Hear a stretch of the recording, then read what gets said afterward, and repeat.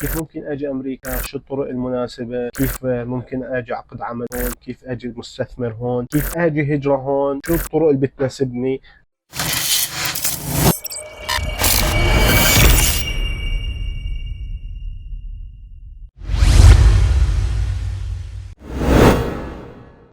السلام عليكم، معكم محمد سعفان. اليوم جايب لكم فيديو جديد كيف توصل امريكا. كل الطرق المتاحة امامك عشان توصل امريكا. هذا الفيديو عملته بناء على طلبكم، اجتني رسائل كثير على التيك توك محمد سعفان. كيف ممكن اجي امريكا؟ شو الطرق المناسبة؟ كيف ممكن اجي عقد عمل هون؟ كيف اجي مستثمر هون؟ كيف اجي هجرة هون؟ شو الطرق اللي بتناسبني؟ هذا كله راح احكيها في الفيديو. لا تنسوا زر المتابعة، لايك وسبسكرايب وكومنت. اذا عندك اي استفسار، اي موضوع حكيته حابين تستفسروا عنه، حطوا لي بالكومنت. طبعا طريقة لأمريكا عندك طريقتين، طريقة اللي هي عن طريق الهجرة، والطريقة الثانية اللي هي عن طريق الفيزا. راح نبلش واحدة واحدة عن طريق اللي هي أول خطوة عندنا اللي هي الهجرة.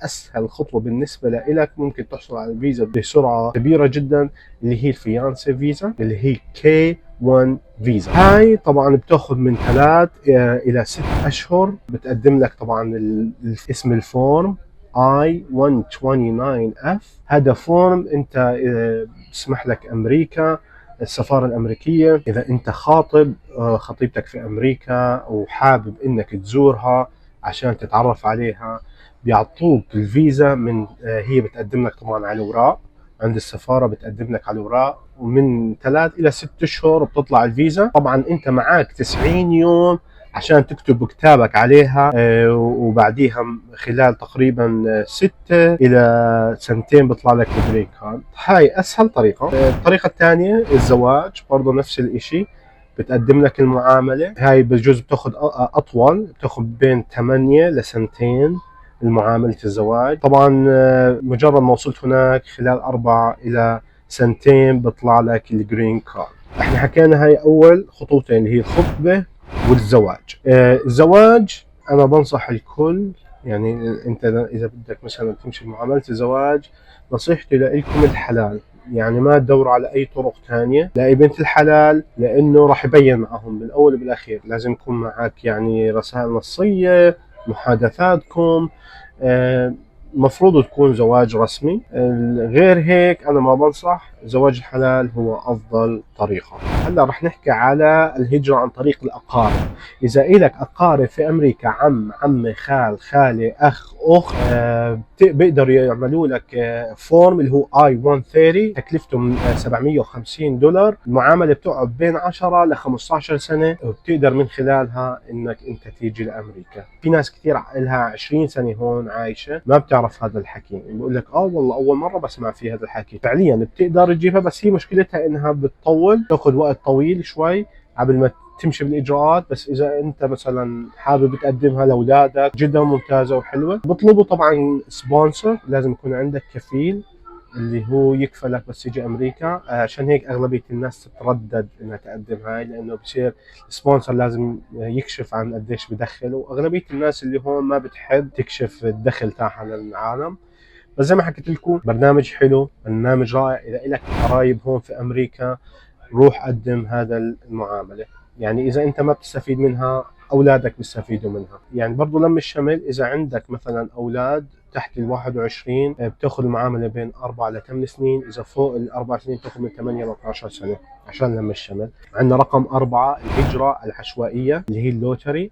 هاي بتصير كل سنة بشهر 10. إذا أنت ناجح توجيهي ثانوية عامة تقدر تقدم عليها. ما بتحتاج فلوس ولا بتحتاج مجهود. بس يقرب موعد اللوتري راح انزل فيديوهات. فاذا انت مش متابعني، تابعني، حط لايك وحط جرس التنبيه عشان يوصلك الاشعار اول ما انزل الفيديو. الهجرة العشوائية يعني معلومات جدا بسيطة. يعني لازم يكون معك ثانوية عامة، تقدر تقدم لها كمان. بس بسألوا كم أسئلة، شو آخر 5 سنين وين سكنت، شو معك شهادات. أسئلة جدا بسيطة. بطلب منك إنك تتصور وراك زي حيط أو شاشة لونها أبيض. جدا بسيطة، يعني ما بتحتاج أي مجهود، وبيقدر الكل يقدم عليها. طبعا هاي برضو كمان بتحتاج سبونسر لك، يعني في حال انك انقبلت فيها تحتاج سبونسر عشان يجيبك هون. بس للتوضيح، السبونسر ما بتأثر قانونيا، يعني إذا أنت إلك كفيل هون في أمريكا، إذا حدا بده يتكفلك ما بتأثر نهائيا. يعني إذا أنت إجيت هون وصار عليك مشاكل أو مخالفات هو ما بتأثر، أنت مسؤول عن حالك. مجرد ما وصلت هون أمريكا أنت مسؤول عن حالك، هم بس بيطلبوا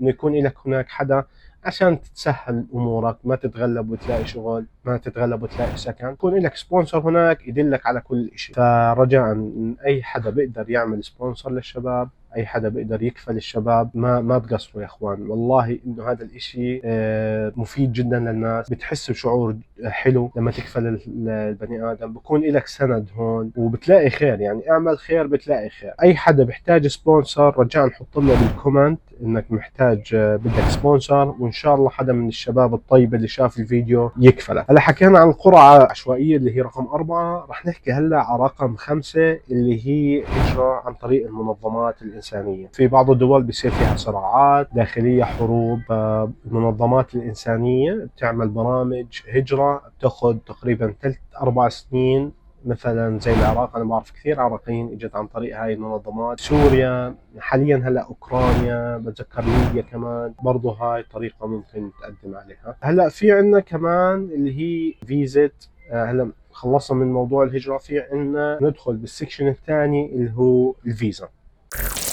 كثير بيجيني اسئله على التيك توك، بيجيني اسئله كثير ابعث لي عقد عمل. عقد العمل صعب جدا انه الواحد يبعث لك عقد عمل. ليش؟ العمل اللي انت راح تيجي عليه يكون نادر جدا في اي حدا يعمله. يعني ما حدا بامريكا كلها بيعمل الشغل هذا الا انت. مثلا يعني انت بتشتغل على سوفت وير، برنامج معين، ما حدا في امريكا كلها بيعمل هذا السوفت وير غيرك انت. ساعتها بتقدر تقدم على هذا فيزا العمل وتطلع لك. بس بالاول لازم هون يعلنوا على الجرايد وعلى المواقع الرسميه ويعملوا مقابلات، وانهم ما لقوا حدا بالمره بعدين ببعثوا لك انه يستقطبوك بفيزا عمل. هاي الشغله جدا بس مهمه انه تعرفوها. لازم تكون المهنه او الحرفه نادره، مش موجوده في امريكا. مثلا زي طباخ، نوع طبخه معينه ما حدا بيعملها هون. مثلا شيف في الشاورما، ما حدا مثلا في امريكا بيعمل الشاورما هاي. امام جامع برضه كمان بيقدر يجيبك هون. فهاي بعض الاعمال النادره جدا وجودها في امريكا. طبعا رقم 2 من الفيز اللي هي فيزا البي 1 بي 2 فيزا، اللي هي فيزا السياحه. اكيد الكل بيعرفكم، طريقتها جدا سهله وعمليه. هي حظ وانك تقنع القنصل بالاول، تقنع الضابط السفاره انك يقتنع انك انت جاي هون كسياحه. اذا انت متزوج كثير سهل الامور، روح عليهم احجز مثلا حجز في الفندق، احجز في الفندق، احجز طيران. طبعا وهمي، مش ضروري يكون حقيقي. احجز حجز وهمي، حجز طيران وهمي برضه، وروح عليهم احكي لهم انا بدي اطلع بالتاريخ مثلا بدي اطلع على راس السنه، بدي اروح حابب اطلع راس السنه على نيويورك اسبوعين. طبعا بطلب منك كشف حساب اخر 6 اشهر، لازم تقدم لهم ضمانات. كشف حساب، يكون عندك ممتلكات، اذا عندك سياره، اذا انت موظف.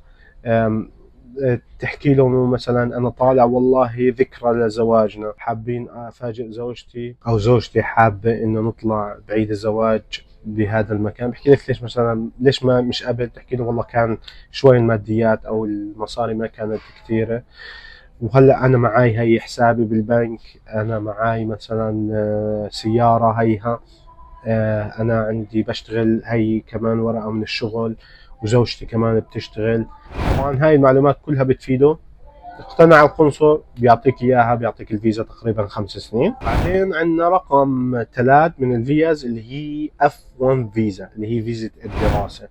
فيزا الدراسة طبعا هاي من اسمها للطلاب الجامعات اللي او للي حابب يدرس في الجامعة هون في امريكا، بيقدم على برنامج اللي هو F1 فيزا. طبعا انت، انا كثير بشوف مثلا مكاتب بحكي لك احنا بنجيب لك قبول من الجامعات بس بدي $2000، بجيب لك قبول من الجامعات بس $3000. الموضوع ما بيحتاج كل هذا التعقيد. القبول بس تبعت للجامعة بكلفك $100 فقط، $100 بكلفك هذا الموضوع. بتقدم للجامعة والجامعة بتبعت لك إنه شو الشروط اللي واجب توفرها، قد إيه لازم يكون مثلا معك، شو الأوراق المطلوبة. يعني إجراءات جدا بسيطة وخفيفة، ما بتحتاج أي تعقيد. فيزة المستثمر اللي هي اي بي 5. فيزة المستثمر لازم يكون أنت مستثمر فوق 900 ألف دولار، بيعطوك بناء عليها الجرين كارد. يعني هي فكرتها إنك تشغل 10 أشخاص في الشركة تاعتك، 10 أشخاص موجودين في أمريكا في الشركة تاعتك، بيطلبوا يكون مثلا 900 ألف دولار يكون يعني مبلغ الاستثمار. أكيد إذا أنت عندك بزنس وحابب مثلا تفتح هون بكون أفضل. في كثير ناس يعني بتساعدك في هذا التخصص في حالة إنك حابب فيزا المستثمر.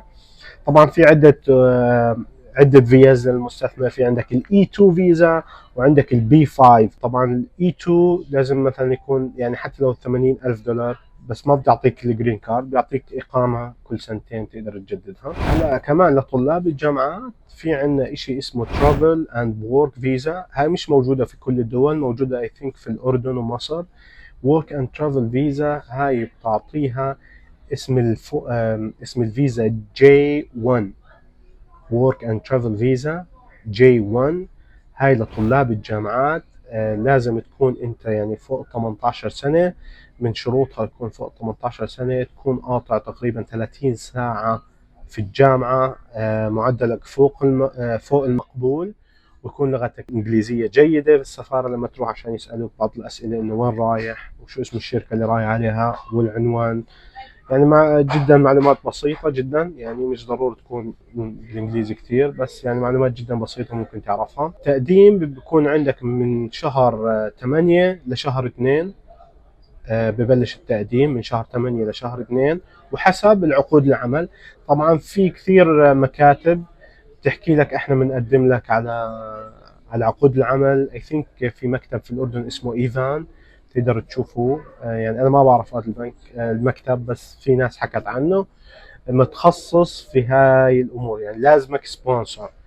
يعني هذا المكتب بكون عبارة عن سبونسر اللي هو يكفلك، اللي هو يجيب لك عقد العمل، يجيب لك الشغل، ممكن يساعدك كمان في تأمين السكن. بس هو مسؤوليته انه يجيب لك عقد عمل ويجيب لك اللي هي الموافقة اللي هي CTEE، اللي هي هاي بتكون حصريا لهذا المكتب. وبناء عليها يعني اذا بتقدم اسرع بكون افضل. يعني هاي الفيزا الجي 1 فيزا ورك اند ترافل من اسمها بيعطوك اياها فقط 4 اشهر، يعني من خلال الفصل الصيفي. مجرد ما وصلت امريكا بيعطوك السوشيال، بتكون تشتغل مثلا في مطاعم، بتكون في ملاهي العاب مائيه، بتشتغل وبتعمل سياحه بنفس الوقت. ممتازة جدا لطلاب الجامعات. أنا بنصح الكل يعني بدل ما تنزل صيفي ممكن تاخذ هاي الفيزا اللي هي J1 فيزا. آخر إشي اللي هي برنامج جديد، برنامج الكفالة الخماسية. هذا البرنامج الكفالة الخماسية برنامج نزلته أمريكا، لأن يعني 10,000 كفيل. هدول 10,000 راح يكفلوا 5,000 كفيل.